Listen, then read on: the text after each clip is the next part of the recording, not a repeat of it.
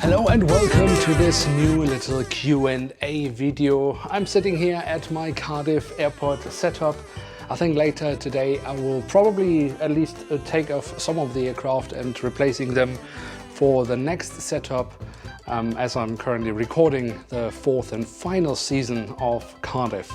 But back to the topic of the video itself. It is of course a Q&A video, and if you like this type of content, then you're always welcome to hit that like button. That really helps out the channel. And of course, if you are new around here, you're always welcome to hit subscribe. But I had asked you a few questions over on Instagram, and I have them right here. The first one is favorite special livery aircraft. Very good question. I'm not sure. I mean, there are many really good ones and I'm probably forgetting quite a few, but I think if I had to pick from the top of my head right now, I would probably go with the Etihad Airways Choose USA livery, because I really like the blue tones. I think that works really well with the standard livery itself. I also really like the ANA R2D2 livery that they have on a Dreamliner. As I say, there are many other good ones that I probably am forgetting right now, but I think those two are quite nice. Then we have the question, will we get an A319 JSR model anytime soon? What do you think? I really wish. I don't think anytime soon, just because of the situation of the airline at the moment. I think we won't see any new JSR models for a while. It would still be the most obvious model, which is why Harper hasn't done it. If you would create Bongo models, what would be the first aircraft or airline model? So if I would create my own model company, what would be the first models to create? I mean, the most obvious thing, I think, maybe a little bit boring, but the most obvious thing would of course be to create some good molds for the A320 family, because we don't have that at the moment in Scale 500, unfortunately. Harper just can't get them right. So I think that would probably be the first mold I would go for, an A320 family. So 19, 20 and 21. I probably would skip the 18 at least for the beginning. And I think then I would also try to do a regional, so ATR 72, but also most crucially the 42, because we don't have that in Scale 500, at least not a new one. Airline, I mean, that's obvious. I mean, obviously you would have to try to go for easyjet, and if you made a 737, then Ryanair, but they're obviously not easy, because otherwise Harper would have done them already. But I think it is a question of making a good offer. But I mean, there are so many other things that I would love to see that we just don't get, the most obvious things. Why not make a Sky Express from Greece? I mean, that's an airline that is expanding, and you find it more and more airports across Europe. Why not make an Austrian Airlines narrow-body A320? Harper doesn't seem to be able to do that. And there are plenty others. So also make some of the airlines that we don't see. So for example, we haven't gotten any, for example, Eastern Airways from the UK. Make a current time ATR model from Danish Air Transport, for example. There are many oversights there where I think a potential company, I'm not going to do it, but a potential company that would like to do something that could get into the market and make models that would sell quite well. When will you launch your 1 to 500 airline? I think it's a little bit of an insider that I kind of have a fictional airline in Scale 500, because I've had a few models made for a fictional airline. I have actually kind of dropped hints about that in some previous videos where I have actually placed the models in them, but not super visible. So I can't blame anyone who had missed that. I don't want to tell too much, because I have plans for that, mainly for next year, but there might actually be something, not in this setup, but actually the next setup that I will make.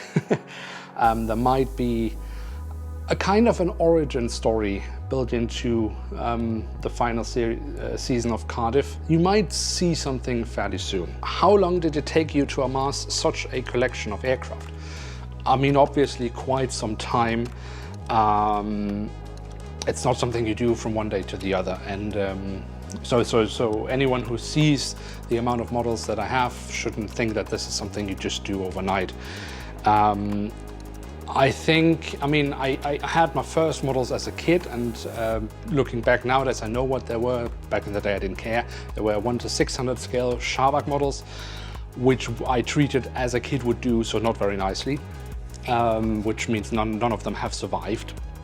And then at some point in the mid-1990s, I got my first helper models, and I still didn't really know what that was. I just noticed that they were more detailed than the ones I had, and clearly the quality was a different one.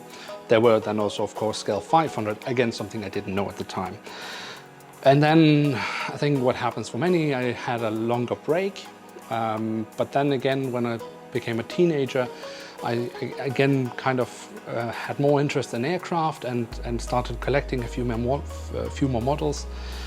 And then again, I had a break for a couple of years where I didn't collect any aircraft models, but then later, and that would have been around, I think I looked it up, I think originally I thought it was around 2014, but I think my first online order I actually did in 2012. So that was kind of the start point when I started collecting models again. So yeah, around 2012, so that would be now 10 years-ish that I've been actively collecting again. A very good follow-up question here then. Why did you choose scale 1/500 or 1/400, and what's your rarest model? So why did I choose scale 500 or 400? I didn't. That's a simple answer. I did not choose my scale. It was just the scale that was most available at the time in shops when I was a kid and a teenager, and there was also the option of 400, which however of course was more expensive.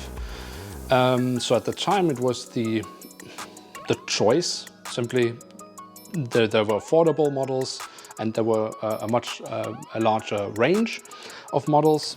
And since I mean, I know that I complain a lot about scale 500 models, in particular helper models, but it's not because I'm unhappy with the scale. In fact, I'm actually quite happy with the scale 500, and I prefer it over 400. I know that you can make more detailed models in scale 400, absolutely, but I like the size you get with scale 500 and the options you have. It doesn't take up nearly as much space as scale 400. The airport setups you can make, you can just make so much more in that scale, I feel, which is why I'm really happy with it, and which is also why I haven't really considered changing. I mean, it's not that I have never thought about it, but I'm happy with the scale. I'm not happy with the manufacturer of the models in the scale. Yeah. And your rarest model. Oh, that's always a tough one, because I guess one of the most rarest models I have, and which is then also one of the most expensive models I have, or valuable, is the JC Wings ANA 7879 Dreamliner in the standard livery, which is an amazing model. Unfortunately, I know its worth, which is a kind of nerve-wracking, and which is why I've only used it once in a setup, because I actually didn't enjoy using it in my setup, because I just constantly was thinking about what if an accident happens and the model breaks, because I know what the value of the model is. So it's safe and sound in its box, and I will probably not really take it out unless I really have to, which is also a shame, because then you don't get to enjoy the model. But yeah, I hope that answers your question. Also a good question, what is a model you really regret buying? There aren't many models that I really regret buying, because normally I kind of know what I'm buying. Let me just explain why I say it like this. I have a really terrible model, which is the Qatar Airways One World livery in A350-1000. But I knew when I bought it that it was a really terrible model. And I bought it specifically so I could make a review so that people could see the model before they would buy it. So I can't really say afterwards that I regret buying it, because I knew very well what I was getting into.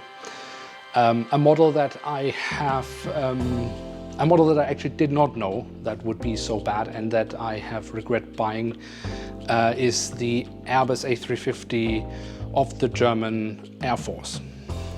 with its piss yellow wings, because I did not know that it had those yellow wings. And I mean, it's clearly a mistake of Herpa. They will tell you something else, but it is very clearly a mistake from Herpa, which unfortunately has affected all models in that production batch. So it's not like you could get lucky and get one which is not affected by this mistake. But I did not know when I bought it that it would have that, and it was very disappointing.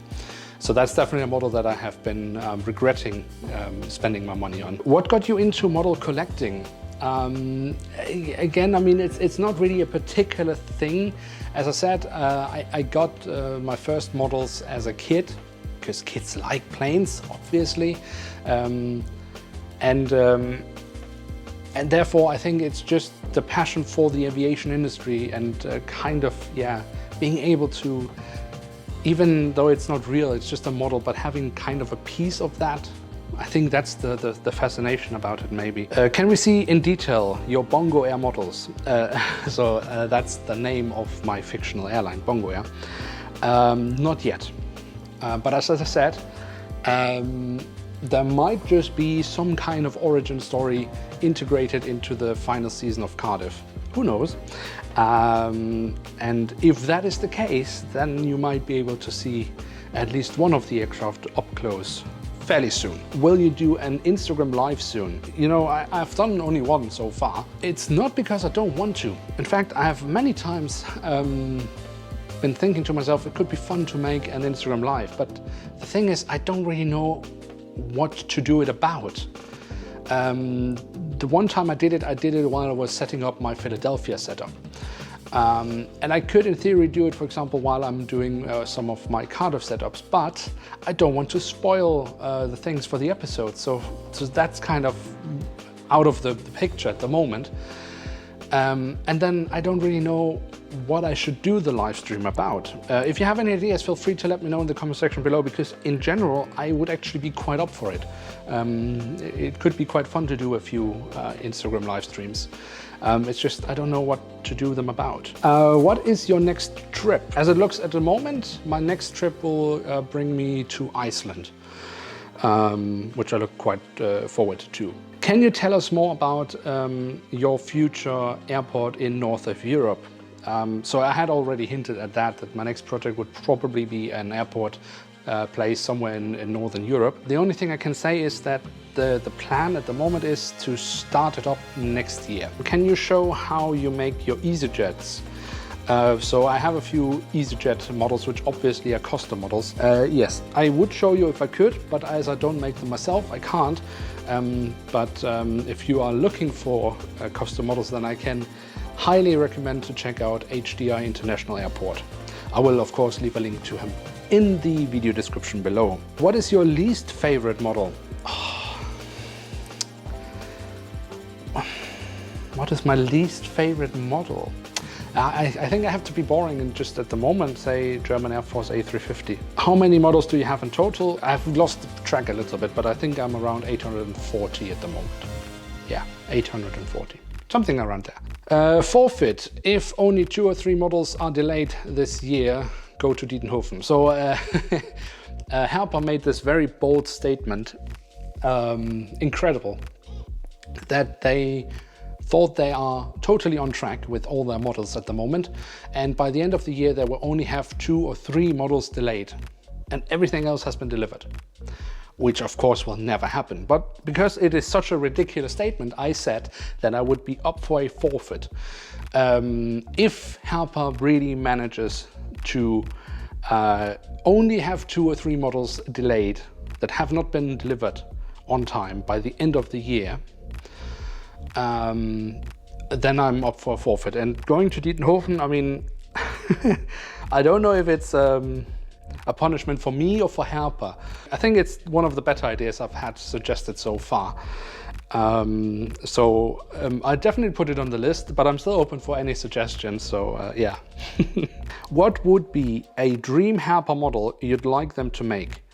I mean, again, I'm really boring. I just want them to make the most obvious standard livery models so that we can recreate what we see in reality. So of course EasyJet and Ryanair, that's out of the question, but give me a standard livery A320 from Austrian Airlines. Give me a standard livery A319 or 20 from Brussels Airlines. I mean, they are obvious, and the fact that we don't have them is just staggering.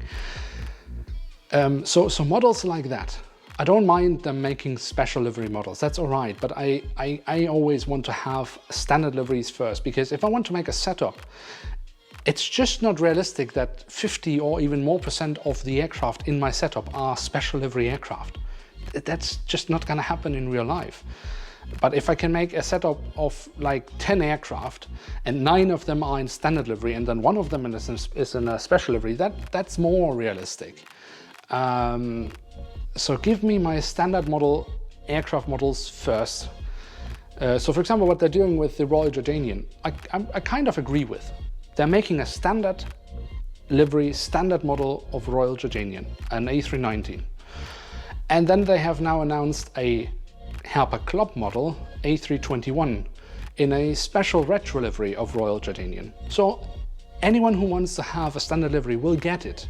And if you then still are interested in a special livery, you can get that as well. I think Herper should do that more. Yeah. So it's just the most, I know, it's just the most boring standard livery. Like, for example, why haven't we got an ATR of Finnair? Why not? Or make a re-release of the Embraer E190. It's so many years ago since we got that model. Is there any news regarding 1 to 500 scale models from NG? Unfortunately, no. I was in contact with them end of last year. That's when we had a little bit of a discussion about scale 500 and why people would collect 500 over 400 and the differences in that. And that's when they said that they wanted to start up scale 500 models mid or late 2022. Now we are in mid 2022 and we haven't heard any news whatsoever. I've actually recently written to them again to see if there's any news, but they haven't responded to that yet, and there are good chances that they won't respond to it. I hope they do, and I hope that they will start making a few scale 500 models, but at the moment there is just no news, at least nothing that I have to report. What's your favorite flight you have ever flown on? I think it's one of my earlier memories when it comes to aviation. I don't know if it was my first flight on a Jumbolino, but it's the first one I can remember. And I honestly don't think I know exactly. I think it might have left from Munich airport, but it could also have been Frankfurt. But I just remember being at the airport and then finding out that the aircraft that I will be flying on is a Jumbolino. And that made me so happy. And I was so excited about it. And getting into the cabin, and because the cabin of the Jumbolino is a little bit different than the standard cabin you would get on an A320, because it has like, I mean, it's a tube obviously, but it is wider in the middle than it is in the front and the back of the aircraft. Or at least, I mean, I guess all cabins are that, but it is much more noticeable on the Jumbolino. And I remember as a kid discovering that. And I was already at that time in love with the Jumbolino, the thought of a little aircraft but with 4 engines, yeah. So I remember that quite well. How many details about the trip I have no idea about anymore, but I remember this feeling of getting on board this aircraft and discovering the aircraft. That was quite cool. There are many great trips that I've had, but this is one of my earlier memories from aviation that I still remember this really innocent, childish happiness that I felt finding out that I would be flying on the Jumbolino and then getting into the aircraft. Yeah. All right, so I still have quite a few questions, so I think I need to speed this up a little bit. Do you know if any other manufacturers are entering the Scale 500 market? At the moment, it doesn't look like that. How many Jumbolino models do you have? Oh, that's a very good question. How many Jumbolino models do I have? Good question. So I have the Eurowings, in the white Eurowings livery. I have the Eurowings in the Lufthansa regional colors. Do I have one more? I then have the Jumbolina in the Lufthansa colors, in the full Lufthansa colors. I have the Swiss. I have recently acquired the Northwest. I have the Titan Airways. I'm missing something, I think. Oh, of course, I have the bus. So that's 7. I'm sure I'm forgetting something else. Well, at least 7. If you could fly on any defunct airline, what would it be? I think a go-to for me would be Maersk Air, a defunct Danish airline. But obviously, if they were flying today, the airline would look like pretty much all other airlines. So I think the reason I would like to fly with them again is because of the childhood memories I have from that time period when they were flying. And I think then the most obvious answer would of course be to say Pan Am, just because it's probably the most iconic airline. And being able to say that you experienced Pan Am in their glory days, I think that'd be quite cool. And that was obviously quite a bit before my time. Why haven't you posted PHL 2007 videos in a while? Because, I mean, there's several reasons. One, it's a limited series, so it's always been thought of as a series with only a few episodes. And now we are in the summer period where I just have been incredibly busy, so I did not have time to record more episodes. I hope to make a few more this year. 1, maybe 2, 3 at the most, and then the series will be done. And also, to be honest, I put a lot of time into these videos, so it kind of also needs to be released on the right time. And in the middle of summer, no one is watching videos. Everyone is on vacation, going outside, enjoying the sun, as they should. But if I then put so much effort into a video, I don't just want to throw it out at a time period where it's just dead. So yeah, I think that's the reason why. But there will be coming a few more, but I can't say how many. What made you choose Cardiff and Philadelphia as airports to do a series on? A few factors. So for example, for Philadelphia, it was I really wanted to make a US airport, and I wanted it to be US East Coast. I did not want to make a New York setup because I knew that I couldn't make a setup that would be big enough to be somewhat realistic. Of course, Philadelphia is still much bigger than the setup that I have, but at least it is, you know, there are some parts that kind of make sense. And so an East Coast airport in the US that was not too big, but still had some international traffic. There weren't many choices. I mean, there would be Boston, Washington, and Philadelphia as far as I could tell. And then I chose Philadelphia because also an important factor here was that it was a base of American Airlines. And there were just quite a few American Airlines models that you could buy that worked in that time period when I started the series. And also since then there have been quite a few models released. And then the added benefit at the time was because I had already when I started the series, kind of in thoughts of maybe doing a retro series or episodes of Philadelphia at some point. And Philadelphia was, before the merger of US Airways and American Airlines, the base of US Airways. And there are, of course, quite a few US Airways models in Scale 500. So that's why the location of Philadelphia was pretty much ideal for the models you could get in Scale 500. Cardiff was a bit different. I didn't want to do an airport in Germany because I already had an airport in Germany at the time. So I wanted to do somewhere else. Then I was looking again at the models that were available. And there were 2 models of bus, the British bus from the time. And there was this one set with 3 aircraft of the airline Go. So you already had there like 5 models that worked in the same time period, and they were based in the UK. So then I thought, okay, let's see what airport could we do here. I didn't want to have a too large airport. So like the major airports, like any airport in London or Manchester and stuff like that were ruled out. And then I actually came up with 2 airports that I was considering, and one was Cardiff and the other one was Bristol. But at the time, because I was still developing the idea, I kind of knew that I wanted to do a retro airport. But I also had still the idea about what if I were doing an episode in present time. And when I started the series, Bristol had mainly traffic from easyjet. And as I didn't have any easyjet models, it was kind of easy because Cardiff had traffic with Ryanair. And I had Ryanair models. So yeah, and then I said, okay, if I were to do a present time setup, it would have to be at an airport where I could recreate at least most of the traffic there. Bristol was not possible, but Cardiff was, so I ended up at Cardiff. Has Herpa noticed you and your critique of their products and company? Very good question. I mean, honestly speaking, I don't know. I think they are aware that I exist because they have sometimes responded to comments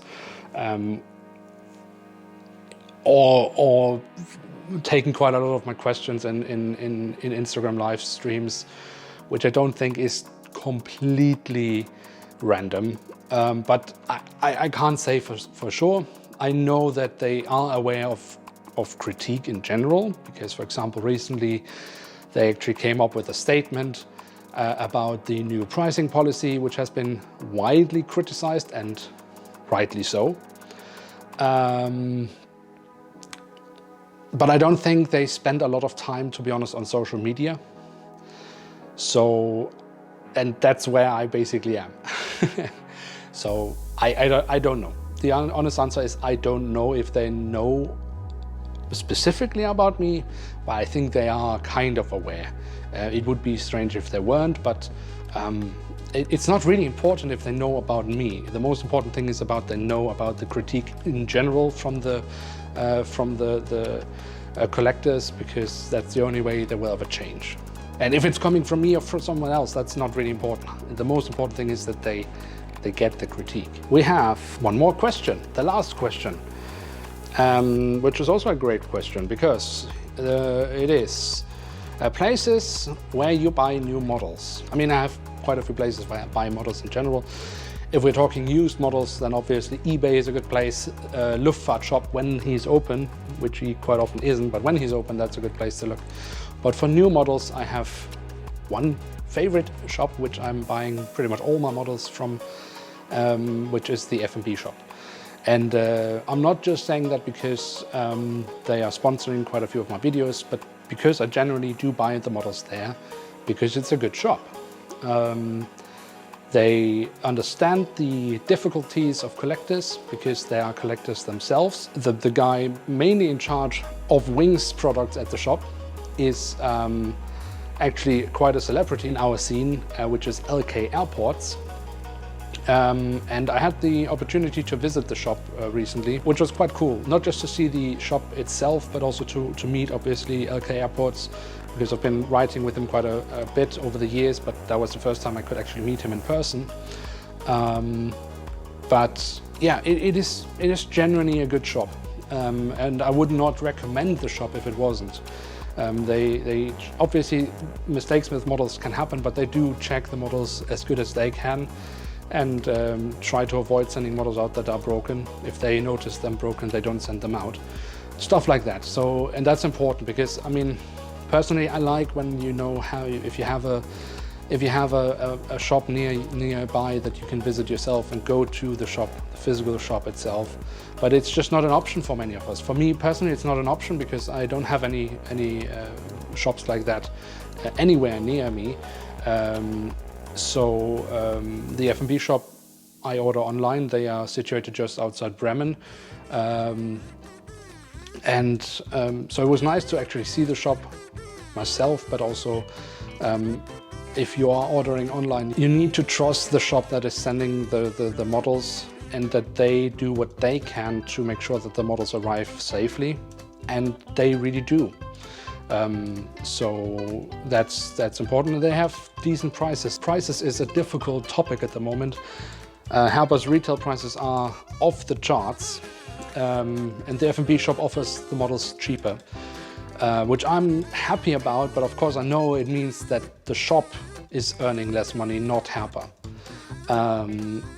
which is a problem because the shops need to earn something as well, otherwise they disappear. But they have reasonable prices compared to Herpa's retail price. And they just go the extra mile. So that's where I buy my models, and I'm quite happy about it. All right, guys, I've been talking for far too long. Hopefully I've managed in the edit to shorten it down a bit so it's not too long, but there were quite a few really good questions here, so thank you very much for that. I try to do these Q&As every now and then so that you know, keep up the conversation between you guys and me, and see what you guys actually want to know, and pick that up. So thank you very much for your question. Thank you very much for having watched this video. I hope you have a good time. Enjoy the summer as long as it lasts. Here today in Denmark it is very hot, so I'm just melting away here, which is why I think I will go out into the garden and try to cool off a bit with a cool drink. So with no further ado, thank you very much for having watched today's video. I hope you have a good time. Thank you very much for watching. Take care and bye.